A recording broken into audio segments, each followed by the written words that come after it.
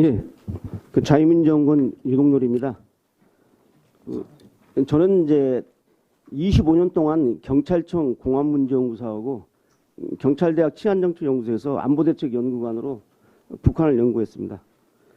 간략하게 말씀을 좀 드리겠습니다. 그 위원장님께서 잘 정리를 해주셨는데 그 김정은 신변 이상설에 대해서 저는 개인적으로 믿고 싶습니다. 왜냐하면 김정희가 빨리 죽어야지 대한민국이 자유통일이 되기 때문에. 근데 그렇지만은 객관적으로 볼 때 그 출처에 신뢰성에 좀 문제가 있어서 저는 그 동의를 안 하는 입장입니다. 그래서 지금 현 단계에서는 모든 과학 정보하고 인간 정보를 종합적으로 분석하는 그 우리 국내 정보 당국의 이 입장을 좀 존중해야 되는 거 아닌가 해서 특이동향이 없다는 주장에 저는 좀 거기에 동의를 하고 있습니다. 자, 그러면 이제 그것도 중요하지만 더 중요한 것은 만약에 김정은의 이 수령 절대주의 체제에서 김정은이가 유고 상태에 빠지면은 과연 누가 후계 권력을 장악할 것이냐는 문제. 이것은 우리 대한민국의 입장과 대한민국의 대응과 매우 중요합니다. 그래서 그 문제를 간단히 언급해 드리겠습니다. 크게 한 4가지로 좀 예상이 되는데요. 김여정이가 승리하는 경우가 있고 명목상 북한의 쉽게 말하는 직책상 2인자로 보이는 최영애가 대응한 후에 안정적인 상태에서 김여정 또는 김평일로 이관하는 방법이 있고요. 3번째는 당정군이 집단 지도체제로 갔다가 군부 단일 지도체제로 나가는 그런 유형이 있고 마지막으로는 김평일이 등장하는 이 4가지 유형입니다. 그런데 이 4가지 유형에 대한 판단은 좀 이따 하겠습니다. 먼저 우리가 알아야 할 게 이 북한에는 수용 후계자라는 게 있습니다. 이게 그 평양출판사에서 발행된 내부 책자입니다. 책자인데 제가 그 원본을 복사해서 가지고 있는데 이 수용 후계자론에 입각해서 보면은 어떤 문제가 있냐면 북한에서는 자기들은 그 혈통승계가 아니라고 주장하지만 결국은 이 백두혈통이 아니면 수령의 이 직책을 갖다가 소위 이어 받을 수가 없습니다. 그래서 백두혈통만이 가능하다. 근데 그러다 보니까 여기 지금 나와 있지만 수령 후계자의 옹립 원칙이 딱 나와 있어요. 인물본이다. 새 세대를 대표하는 인물이 돼야 된다. 수령의 재임 시에 선정해야 된다. 이게 김정은이가 지금 선정을 해놔야 돼요. 이 수령 후계자 원칙에 의하면 수령의 자질에 대해서는 현 수령에 대한 끊임없는 충실성, 뭐 뛰어난 사상 이론적 예제, 타고난 영도력, 뭐 고매한 덕성이 있지만 이건 다 하는 소리고요. 그럼 후계자는 뭘 해야 되느냐? 이게 상당히 중요합니다. 후계자가 되면은 수령의 혁명 사상을 옹호 고수하고 계승 발전시켜야 되고 혁명 전통을 조선인민의 전통을 계승 발전시키고 노동계급당을 강화 발전시켜라. 이게 북한 내부 문건에 남아 있는 겁니다. 자, 그래서 제가 판단컨대 여기에 5대 절차는 제가 수령 후계자라는 책자를 제가 다 보난 후에 수령의 위치에 가려면 이 5가지 단계를 거쳐야 되는데 지금 수령의 영도 계승성이 이루어지도록 당의 영도를 받는다. 김여정한테 한번 대입을 시키겠습니다. 김여정이가 현재 그 백두혈통인데 백두혈통의 어로는 김경입니다. 김경인데 이 김여정이 이걸 받으려면 최소한도 지난번 당 전원회의에서 김여정이가 정치국 위원이 되고 지금 후보위원으로 됐거든요. 원래 후보였다가 좀 빠졌다가 다시 이번에 후보에 났는데 그 당의 정치국 위원 정도가 돼야 됩니다. 두 번째는 당의 제1부부장이 아니라 당의 부장 직위에 있어야 됩니다. 이게 영도 절차를 받는 겁니다. 그 다음에 조선인민군 대장이라는 군사총으로 받아야 됩니다. 나이가 어리라도. 김정은이는 26살 때 바로 이 과정을 다 밟아버렸어요. 했다가. 그래서 김정은 같은 경우는 그 영도 계승이 이루어지도록 당의 영도 절차를 밟았는데 김여정이는 아직 영도 절차를 밟는데 그 3분의 1도 지금 안 하는 상태입니다. 그다음 두 번째는 일단 이제 영도 계승이 이루어지면은 모든 당 체제가 당 정군의 체제가 김여정인 이 후계제 체제로 정비가 되어야 하는데 이 정비도 아직 미진합니다.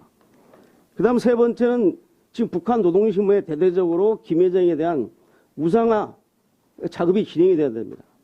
이 3가지에 상당히 지금 아직 접근도 안 했어요. 그래서 실제 이 김여정의 존재는 북한에서는 실제가 없습니다. 수령 절대주의체에 실제가 없는데 유일하게 북한의 실세는 김여정입니다. 왜? 절대 통치권자인 김정은이 있을 때 김여정이가 모든 당무에 개입하고 모든 영향력을 발휘하는 건데 절대 권력자 김정은이 아무런 후계 대비 없이 사라져버리면 김정은의 역할은 매우 축소 제한됩니다. 그래서 제가 이제 권력 승계에 대한 4가지에 대한 제가 판단을 내리겠습니다. 거기 지금 저 2페이지에 보면 제가 도표가 있습니다. 제가 도표를 만들어 놨는데 제1측근이 바로 김여정입니다. 제2측근은 다들 관가를 하는데 김창선입니다. 북한의 김창선 서기실장이죠. 우리 같은 비서실장인데 김창선이가 이 후계 그 정기 작업에서 매우 중요한 역할을 합니다. 뭐 당의 조직 지도부도 바로 서기실로 보고를 해가지고 서기실에서 취합해서 김정은한테 가는 체제이기 때문에 이 서기실장의 권한은 아주 뛰어납니다. 여러분 이번에 남북 회담할 때하고 싱가포르 회담할 때 직접 김창선이가 미리 가가지고 다 모든 일정을 조정하는 것을 보면 알 수 있어요. 그 제3의 그 세력은 최영희인데 최영희는 직책상으로 보면 북한의 2인자가 맞습니다. 근데 전혀 2인자가 아닙니다. 김창선이한테도 꼼짝 못합니다. 최영희가. 뭐 당의 부위원장이죠. 그다음에 국무위원회 제1부위원장이죠. 최고인매 상임위원장이죠. 당의 정치국 상무위원이죠. 직책상으로 보면은 최영희가 북한의 2인자처럼 보이지만 그건 아무 의미가 없습니다. 이 절대 권력 앞에서는. 그래서 하고 제4그룹을 주목해야 됩니다. 많은 분들이 당의 조직지도부를 자꾸 얘기하는데 조직지도부 서기실 앞에서는 아주 작은 존재입니다.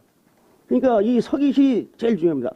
북한의 당정부의 모든 정보가 서기실로 왔다가 서기실에서 김정은한테 가는 구조이기 때문에 그래서 태웅공사도 자기 그 책에서 서기실 3층 암호실이라는 책을 냈지만 서기실이 중요하기 때문에 바로 이 김창선의 역할이 매우 중요하다는 것입니다.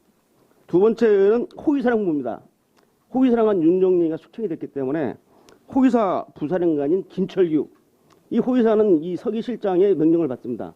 이건 인민무력부 북한 최고 조선인민군 직제에 있지만은 인민무력부의 지휘를 받지 않고 직접 김정은 지휘를 받기 때문에 호위사가 또 중요합니다. 김여정이가 서기실이라든지 호위사에서 받쳐주지 않으면 절대로 후계구대에 등극할 수 없는 구조입니다. 당에서는 이제 박봉주가 제일 부위원장이기 때문에 원로로서 있지만은 조용원이라고 있습니다. 조직지도부 제1부장, 본부당 제1부부장을 맡고 있는데 이 본부당 비서인 이 그 조용원이는 또 매우 중요한 역할이죠. 이 김여정한테 충성을 다 할 겁니다. 아마 조용원이는. 그다음 군에서는 총정치국장 김수길이, 박정천 총참모장, 그다음에 김정관 인민무력상, 조경철 보위사령관, 소홍찬 후방총장인데 이 소홍찬 후방총장이 왜 중요하냐면 지금 이 김정일 때 군을 다 분권화시켰습니다. 정치사상 지도는 총정치고 군 영권은 총참모부, 그다음에 군 행정권, 군 정권은 인민무력성, 후방총국은 인민무력부 소재가 아닙니다. 별도로 독립이 되어 있습니다. 우리 같으면 군수사령부 같은데 총참모부에서 작당을 해서 쿠데타를 하고 싶어도 후방총국에서 그 이동수단인 트럭이라든지 각종 장비를 제공하지 않으면 아무 의미가 없습니다. 이걸 다 불륜시켜놨어요. 그렇기 때문에 소홍찬이가 군에서 집단 지도체를 하면서 뭘 도모하려면 후방총국에서 도와주지 않으면 전혀 힘을 쓸 수가 없습니다. 그 다음에 내각에서는 김재룡이 있는데 역할이 이번 제한되어 있고요. 그 다음에 공안부서에서는 정경택 국가보위상, 그 다음에 최근에 바뀐 김정욱 인민보안상이 있습니다. 그 다음에 대남 부분에서는 실제 후계 권력구대는 깊이 관여를 못합니다. 자, 이런 상태로 본다면은 첫 번째 대안, 김여정이가 권력을 승계하려면 어떻게 되느냐? 승계하려면은 아까 말씀드렸다시피 백두혈통의 최고의 어린인 김경희가 있습니다. 이 김경희가 역할을 하는데 장성택 처형 이후에 김경희가 현실 정치에서 완전히 도외시됐기 때문에 지금 이러고 있지만은 지난 1월 25일 날 공개적으로 나타났죠. 김경희로 갈 겁니다. 최홍에도 당 원로들이 김경희한테 갈 거예요.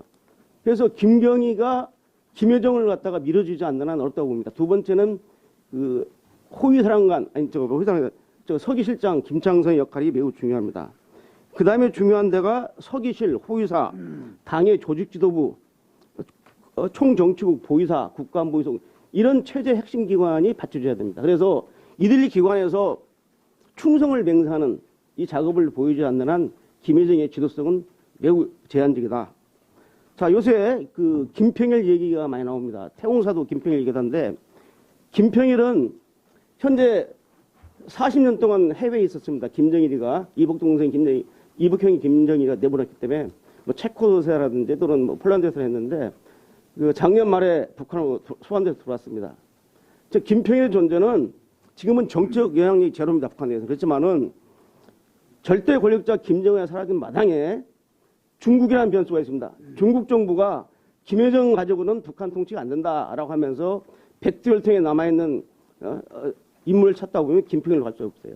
그래서 중국 정부가 김정은 사망 이외에도 북한에 대한 영향력을 극대화시키기 위해서 친중 정권을 갖다가 생각한다면 김평일을 내세워서 북한의 문제를, 후계 개성 문제를 할 수 있습니다. 그때만 김평일이가 쉽게 말하면 역할을 하는 거지, 중국 정부의 도움이 없으면 중국 정부는 당연히 최영이라든지 당정군 인사들을 설득을 할 겁니다. 근데 지금 나이가 1954년생이에요. 그리고 지도력도 상당히 이미 검증된 상태이기 때문에 김평일은 그런 조건 하에서만 가능합니다. 자, 그 다음에 나오는 게 이제 최영애인데, 최영애는 명목상 북한의 2인자일 뿐 아무 권한이 없습니다, 실제로. 실제로 2인자 되어버리지만 아무 권한이 없기 때문에 최영애를 얼굴마담으로 내세워서 김여정의 후계 작업을 아까 같이 당의 영도 절차를 밟는, 또 우상하는 장면을 밝힌 다음에 김여정이한테 정권을 이양하는 그러한 중간 과도 단계의 관리형으로 최영애가 역할이 있다고 생각이 됩니다. 그러니까 이제 중요한 게 많은 북한 학자들이 말하는 집단 지도체제입니다. 이 집단 지도체제는 소위 조선혁명의 전통과 소위 주체사상, 성군혁명의 사상이 지배하는 북한에서는 집단 지도체제는 있을 수가 없습니다. 그러나 아까 같이 김정은이가 급사를 하든지 하여튼 뭐 죽든지 하면은 나이가 어린 이제 애들이 10살도 안 되는 애들 3명이 있는데 얘들한테 승계가 안 되기 때문에 또 김여정은 나이가 어리다고 하기 때문에 바로 절대 권력의 공격 상태를 이용해 가지고 바로 집단 지도체제가 나올 가능성이 있어요. 그래서 처음엔 당정군이 집단 지도체를 하다가 나중에 군의가 무력을 가지고 있는 군이 일방 체제로 구축할 수 있는 가능성이 있지만은 아까 말했지만 지금 현재 군이 분권화되어 있는 상황에서 섣불리 행동을 못합니다.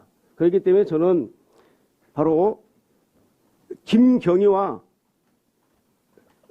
서기실장 김창선의 지원 아래 핵심 보위관이 충성을 맹세하면서 잠정적으로 김여정의 집권을 갖다가 도와주는 방향으로 가겠지만은 이게 가능하다면 김여정이도 오래 갈 겁니다. 그러나 여러 가지 대외 변수를 볼 때 여자인 관계, 나이 어린 여자, 또 이 사실상 부자 승계만 가능한데 이건 이제 부자가 아니거든요.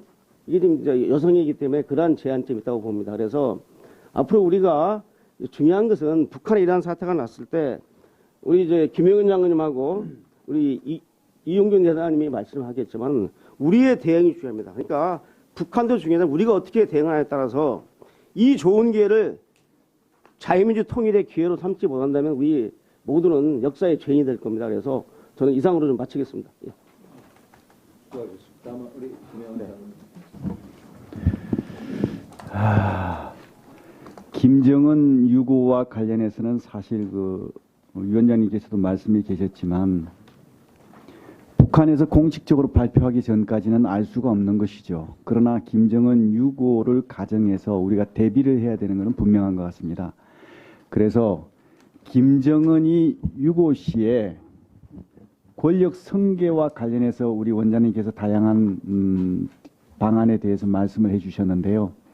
김정은이 유고했을 때 권력 승계가 어떤 방식으로 이루어지든 간에 북한 내부의 기득권 세력들 간의 권력 투쟁은 불가피할 것이다. 저는 이렇게 생각합니다. 문제는요, 이런 권력 투쟁이